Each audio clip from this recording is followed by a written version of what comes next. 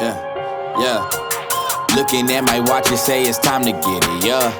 Talking about my guidance every day. I'm with. Hey, what's going on, family? Alonzo, Zoe. Hey, bless. You see, I'm on the beach.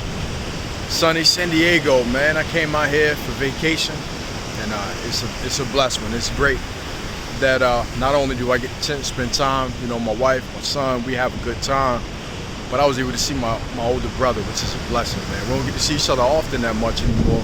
So, anytime I can see him, it's great, him and his family. So I'm down here on the beach for a morning run, and wanted to shoot a video. So, hey, look, we in Matthew chapter 20, and we're in verses, 17 through 28.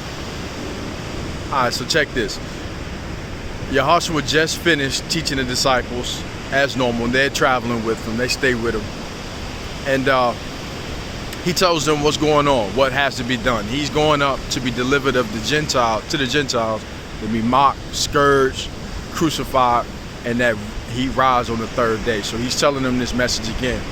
Right after that, a woman comes up to him and said, the mother of Zebedee's children, 2 boys. She asked Yehoshua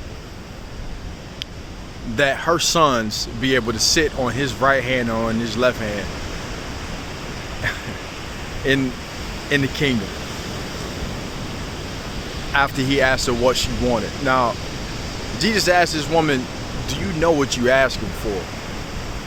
Right? Do you know what you're asking for? So put a stake in that. Do you know what you are asking for? All right, so he tells her, do you think you are able to be baptized with the baptism that I'm baptized with? Do you think you can drink from the cup that I drink from? Right?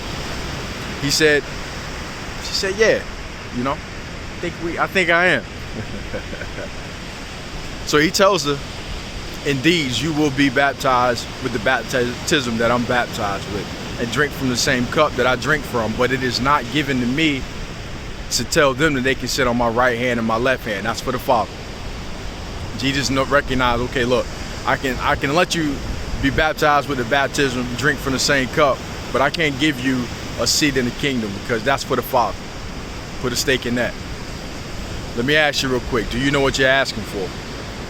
See, we ask God for the houses, for the cars, for somebody to be healed, for whatever's going on with us, right?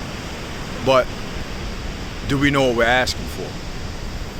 See, even when we talk about faith, when you look at James 1, he tells us that the trying of our faith worketh patience. Trials is what prove us. In Proverbs, he tells us that when we're in the low place, when we're in a sorrowful place, when we're hurt, when we bleed, that's when we grow, that's when we learn, right? I can't remember that exact chapter, so don't ask me to quote that one, right? And he also talks about when we're in a place of joy, mirth, jolly, we're not growing. Pain is what grows us. No pain, no gain, right? So we always pray ourselves, or try to pray ourselves out of a trial, but we asking for stuff. That's because we don't get it. We don't understand it, right? So we asking for stuff, but when the pain comes that's going to help us develop it, we run from it. We're stupid. See, those trials are there to mold us. They're there to prove us. They're there to develop us. So this woman is asked that her son be baptized with the same baptism, sit on the throne next to Yehoshua. Yehoshua is going to be killed, crucified, risen on the third day. The disciples died very similar deaths, being beheaded. Ask yourself, do you want to be a disciple for Christ? Are you about that life? It ain't about just praising him on Sunday, doing some Bible study, and moving about your life. And that's for me too, right? Are you willing to give your life for Christ? Now, these disciples were in an extreme position because they literally had to die for their beliefs. We got it sweet today, especially with where we live. We ain't dying for our beliefs, right? We can worship and pray. I'm shooting this video out in the open on the beach, plenty of people around. I ain't got to worry about nobody running up on me, trying to gun me down or something for what I believe in. It's not the case with the disciples. So we pretend like we saints, we act like we, high and mighty and all this. We ain't nothing, y'all. We ain't nothing. We got a sweet life. We got the easy life. and we crying because our AC go out. We can't even handle that. AC go out, you hurt. Car break down, you hurt. You finna, man. People so soft these days, it's ridiculous, y'all. All right, I'm gonna come up off that. So he lets her know, look, the Father's the one that can give you that seat, not me. The disciples, they with him. They get mad. They say they move with indignation. Y'all had to excuse me for these camera shots. I'm trying to hold the phone up, whatever. The disciples were pissed. They pissed because they've been walking with Jesus, and you know, here come this lady, ask about her sons. He tell them, yeah, they can drink from this cup. They can be baptized with this baptism. I can't give them the seat. The disciples pissed. Jealousy. Come on, man. That's you. That's me, right? We pissed because disciples looking at it like her sons ain't been walking like we've been walking. They ain't been doing what we've been doing for Jesus. Who are they? Why do they deserve that, right? Ain't got nothing to do with you. Stop looking at other people. Stop looking at what other people got, what they trying to do. Ain't got nothing to do with you.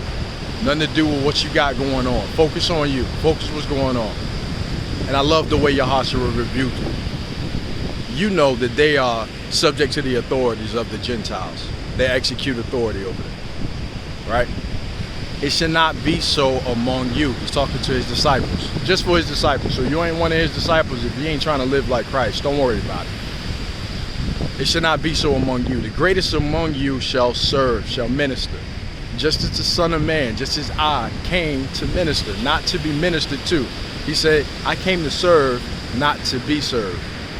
Right? It shall be so among you, among the disciples, among Christians. The greatest among you shall be the servants. Not put on a pedestal, not worshiped by people, right? Not hanging on titles, prophetess, prophet, so-and-so, shall serve. Remember that and remember that well. That's beyond humility. That's beyond humility. It ain't got nothing to do with humility. That's recognizing who you are and what you're supposed to be doing. Yehoshua says serve, so get to it. I'm about to get to my workout. Look, much love, people. I'm gonna get on this run. Enjoy the rest of my vacay. And I hope y'all enjoy the rest of y'all day.